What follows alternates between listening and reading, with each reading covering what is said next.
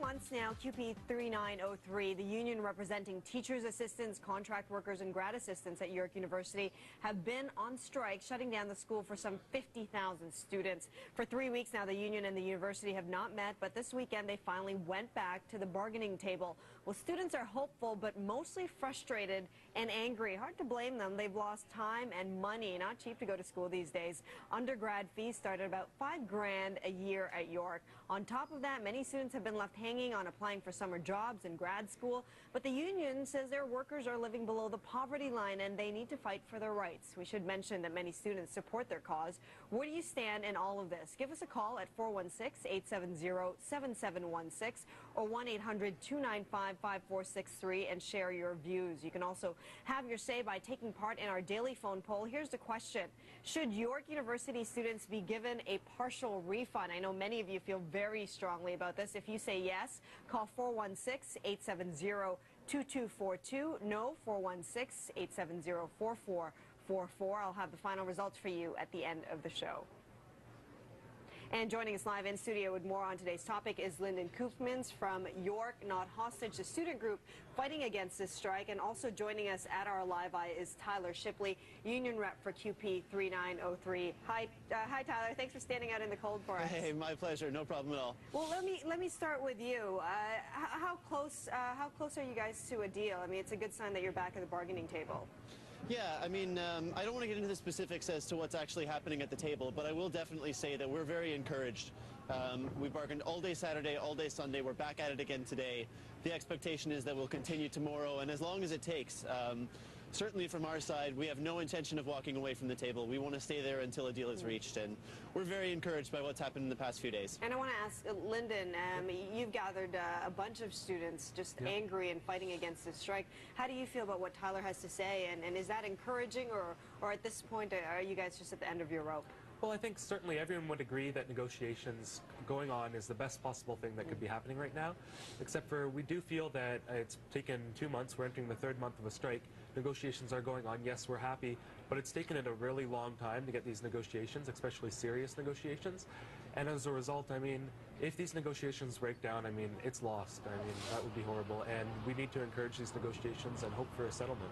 And I want to let some of our viewers in on this conversation, because I know many of them are probably students or know a student or parent of a student. Let's start with Stacy, who's on the line. Hi, Stacy. Welcome to CityOnline. Hello. Hi. What are your thoughts on this? Are you a student? First of all, are you affected? I actually am a student, but I go to a private college, and I mean, I think that the union surely does have the right to strike, but it being a public university, I think the government should be able to force CUPE back and seize the strike and give the students a refund. I'm going to let Tyler address that. Tyler, what do you think about those sort of comments coming from students?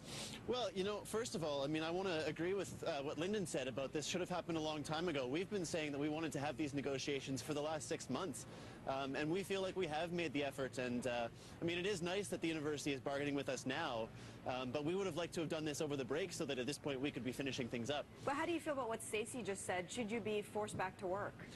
You know, I mean, I think it's a...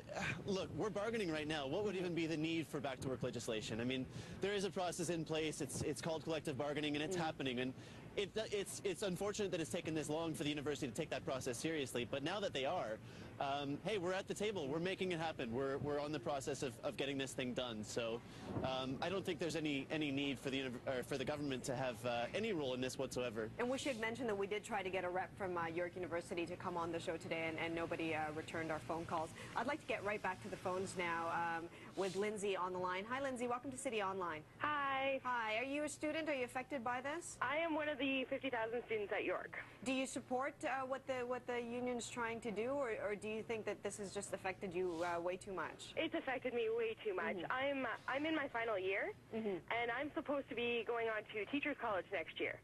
So I have now dropped $1,000 to apply to Teachers College, and I don't know if I'm going to get that back, because if I don't graduate, I don't get to go. And I think, Lindsay, you're in the same boat as a lot of people, and this is when I want to bring up what the union is fighting for. Tyler, you guys are holding up for an 11% increase. York was only willing to give 9.25. With that difference and so many students who are affected losing money of their own, you know, should have a middle ground been reached by now? Yeah, first of all, Chris, I have to correct you because your numbers are actually inaccurate. We're not asking for an 11% increase at all. What we're asking for is an 8% wage increase over 2 years. And in fact, we've made it really clear that that's negotiable. That's something that we're willing to bargain about. The central issues here really aren't wages. The central issues are about job security. People who've been teaching at York as professors for 10, 15, sometimes 20 years, and still have to reapply for their jobs every 8 months for every single course they teach. All we're asking is that they be given some recognition of the work that they've done and be offered a 5-year contract. It doesn't seem that unreasonable to me. I'm going to let Tyler address this. Sorry, Lyndon address it. As you heard Tyler say, they're fighting for wages and benefits and job security, all three things that they're entitled to. How do you support any of their causes at all? Well, it's interesting because our group has received a lot of support and a lot of feedback. And some of the support we've got is from QP members who are frustrated. And they're frustrated because although they do support the job security and some of the issues, they're really frustrated with the way this is trampling on students. And they're also frustrated with the way that there's way more on the table than just fair wages and job security. There's a lot more issues. And they're frustrated in the way that all this is playing out. They're feeling it's not in their best interest the way in which this is being organized at the moment. We do have to take a quick break. We'll continue to talk about this, be taking more of your calls. Keep your Facebook comments coming. Be back in a bit.